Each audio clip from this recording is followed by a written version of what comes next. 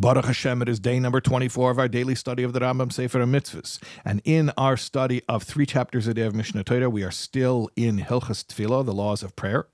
So we still have the same mitzvah that we're studying in Sefer HaMitzvos. And that is, it should be familiar to you by now, positive commandment number 5, the commandment to serve Hashem through prayer. That's what it is. Okay, so we've been learning this for a few days. What else can we say about it? Well, there's plenty to say about this mitzvah. I'll share with you something that comes straight from our daily study of 3 chapters a day of Mishnah Torah, where we are in chapters 8, 9, and 10 of Hilchos Tefillah, the laws of prayer. So I'll take from the very beginning of today's 3 chapters. The first halacha of the first chapter, chapter 8, halacha 1. The Rambam says, I'll read to you from the Rambam's own words from Mishnah Torah, Tfilas hatzibur nishmas tamid. Communal prayer is always heard, meaning heard by Hashem, meaning favorably accepted. Even if there are sinners among that group, Hashem will not despise the prayers of the group. Okay, so how do we understand this idea that the prayers of the sinners, which are not desirable, you wouldn't imagine they elicit such a great response from Hashem, that those are to be included within the prayers of the many, and that, in fact, that has an advantage, praying with the many, even if there are sinners among that group, over praying by yourself. I mean, I guess if you are the sinner, then you understand why you want to get in on the good group. But I'm saying, what if you're righteous? You're a righteous individual, and you say, well, maybe it's better for me to go off and pray by myself. No, the prayers of the many are always superior to the prayers of the individual, and even if the many, the group, includes sinners. Okay, how do we understand that? So there are a couple of ways of understanding this. One perspective I'll share with you is from the Medrash, from Medrash Rabbah Eicha Rabbah. And the Medrash gives a mashal, a parable. A group of guys were subjects of a king, and they wanted to give a gift to the king, so they made a little group arts and crafts project of a crown. They went to make a crown. And most of the guys there were rich, so they contributed things that are normally things you would use to make a crown, jewels and precious metals and whatnot. One guy was a pauper, he was very poor, and he didn't have anything nice. He didn't have crown-like material, but whatever he had, he pulled out of his pocket something. You wouldn't normally put it in a crown, but that's what he had, and he contributed to that, and they included it in the crown. Then the group gave the king the crown. The king took the crown, he put it on his head. So the Medrash Rabbah says, same thing, you have a group of people, and they're all giving nice contributions, they're all giving nice prayers. So one guy, he doesn't have a nice contribution to make. But at this point, it got included in the group, so now it gets sort of a free pass. And that's how the Medrash Rabbah explains it. However, I want to share with you another perspective, and that is to be found in the Gemara in Menachos Daf Chov Zayin Omar Aleph 27a, where it brings out the idea that this the prayers of the sinners is not just something, okay, we could overlook it, now it's part of the group, it can get a free pass, but actually that it's something that's necessary. It's not a bug, it's a feature.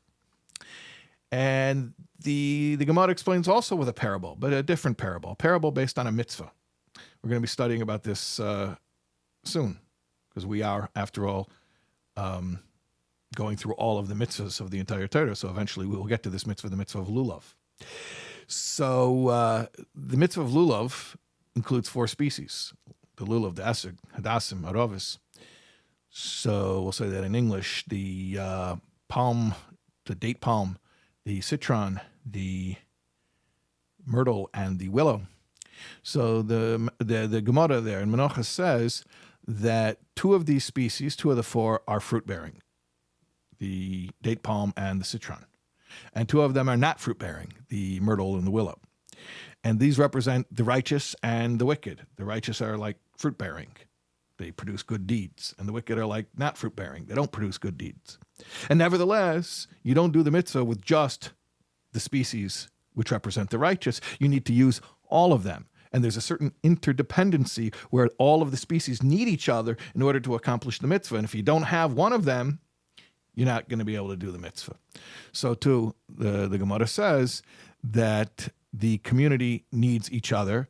And even though you have people who are not righteous, but we depend on them, there's a certain inter-inclusion of all of the members of the community where our prayers are only really accepted when we include everybody.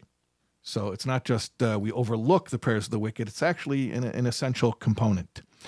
And there's a vort from the Shalah Kodesh, the Shnei Luchas Abris, where he brings this out with the word tzibur, which means congregation. The word itself, tzibur, is tzadik beis reish. That's how it's spelled, congregation. So the Shalah says that it's an acronym. Tzadik is tzadik, tzadikim, the righteous. Beis is beinanim, the intermediates, the in-between. And reish is rasha, the wicked, the sinners. So what's a tzibur? What's an intact whole community? One that includes all of these levels.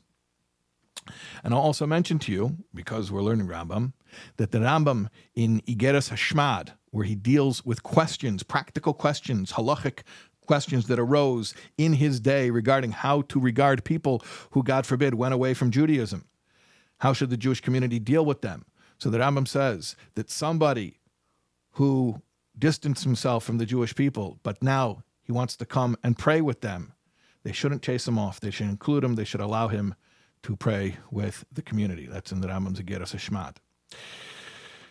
So that's a very useful insight, this idea that when it comes to prayer, but I suppose all aspects of Jewish life, we need each other.